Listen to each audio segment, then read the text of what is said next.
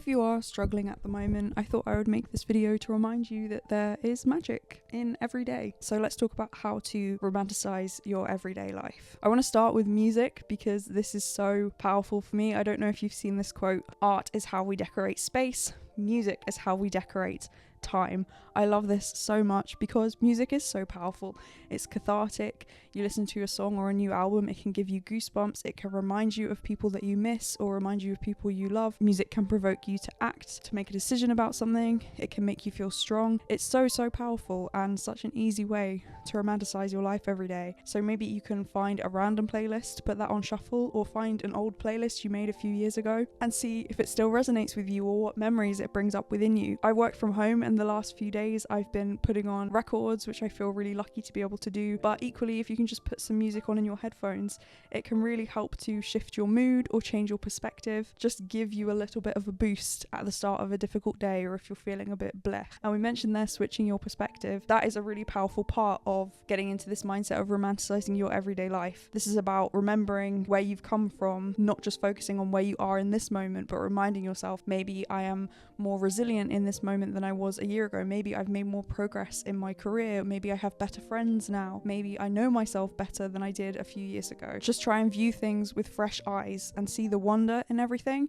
And two really easy ways to shift your perspective are through gratitude and through being present. Now, these are linked, so they can work together. Gratitude: notice things that you take for granted. You can write a gratitude list if you want, or just think it through in your head. You can thank a power bigger than yourself. Be really intentional with your grace and with saying thank yous. Obviously, we know to say thank you to be polite, but really try and, as you're saying that, say someone's like made you a meal, or they've brought you a cup of tea, or you've bought a coffee in the morning and someone is handing it to you over the counter. Don't just absentmindedly be like, oh, thanks. Try and look that person in the eye and be like, thank you. Gratitude is all about noticing the little things, which is something we're going to come on to a bit later, but really trying to adopt an attitude of gratitude is a really easy way to romanticize your life. It reminds you that you already have an abundance of things to be grateful for. It reminds you already have a life that is worth romanticizing. You have a life worth celebrating. You have so much to be grateful for. And being present, don't get caught up in your routines. Try and become more mindful and observe when you're going on autopilot. If you can zoom in on an everyday process and enjoy the process of it. So if you do go and get your coffee every day, we just talked about thanking the person who has made you your coffee. Try and become aware and see with fresh eyes. If we're talking about shifting your perspective, become very aware of that moment as you're waiting in line at the shop. How many different people can you hear? How many people are reading? How many people are wearing headphones? What colours are people wearing? How many staff are working? What's the general mood? What music is on in the background? Do you know that song? Do you know the rest of the lyrics? Try and zoom in on the little details because they will bring you into the moment and make you be present. Equally, if you make yourself a cup of tea every day in the morning or as you're making your breakfast, it's really easy. If we're doing the same thing, I can find myself do this because I always have the same thing for breakfast. It's easy to be on autopilot. We're missing a trick there because becoming present and noticing these little routines, these habits we do, are things that we can be grateful for and things we can romanticize. Say a prayer while the kettle's boiling. You could say the Serenity Prayer. That helps me quite a lot. You could put on some loud music and dance around your kitchen. Take some deep breaths. Anything that brings you into the present moment is going to help you romanticize your life and really just exist in this moment. Try and view things with new eyes, like they are still new.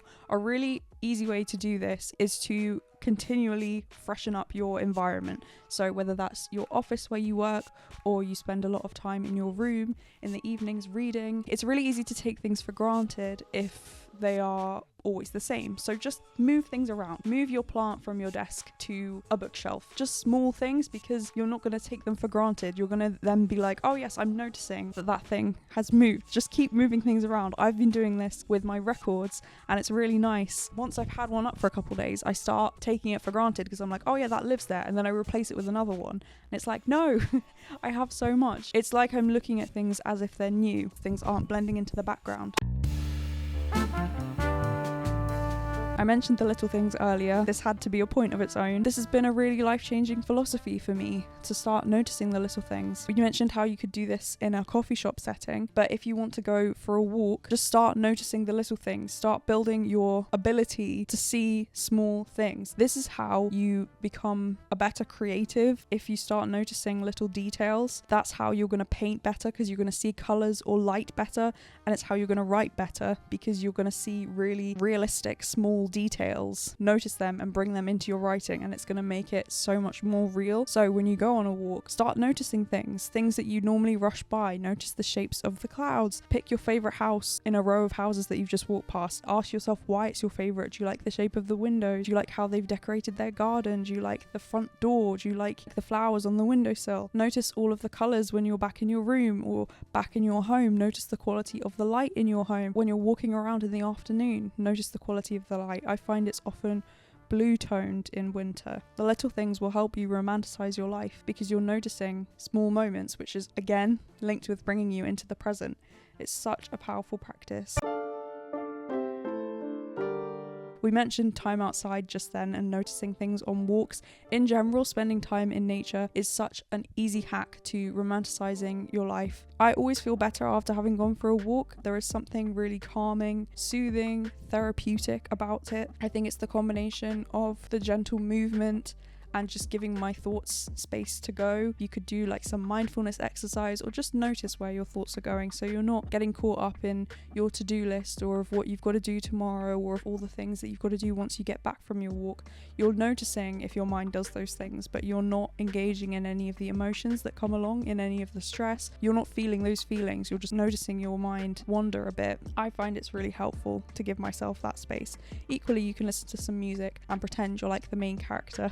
I love taking photos of the sky when I'm outside, or even just noticing, right? Because sometimes you try and take a photo of the colors at sunset and it doesn't show up properly on your phone. Spend time outside. It will help you romanticize your life, bring you into the moment.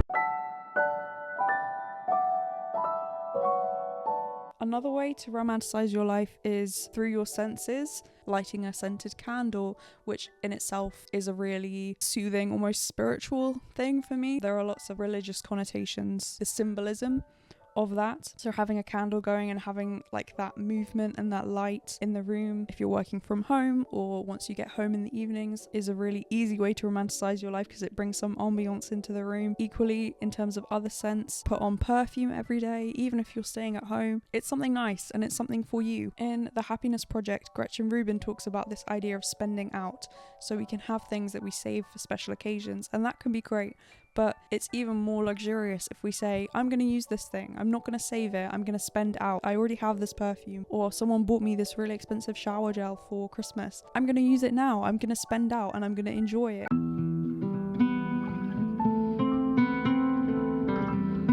Slowing down is, I guess, the overall theme that I've tried to bring to this video so far. Slowing down enough to notice small things, noticing things to be grateful for. The way to be present is to slow down and be in this moment. So any kind of spiritual or religious practice that you can do here will help you slow down. Or if you just want to do some mindfulness exercises, light a candle, do some yoga, some stretches, some deep breaths, write your gratitude list or pray your gratitude list. You could do the serenity prayer, anything spiritual like that that's connecting me with a higher power, that's giving me a wider sense of gratitude and of perspective, like we talked about at the beginning, the person that I used to be versus the person I am now. It reminds me how far I've come and how much I have to be grateful for, and that it is okay, even if things are difficult with our family or with our friendships, not enjoying our jobs, with the weather at the moment being so gloomy. It is okay. I hope this has given you lots of ways that you can romanticize your everyday life, because you are worth it.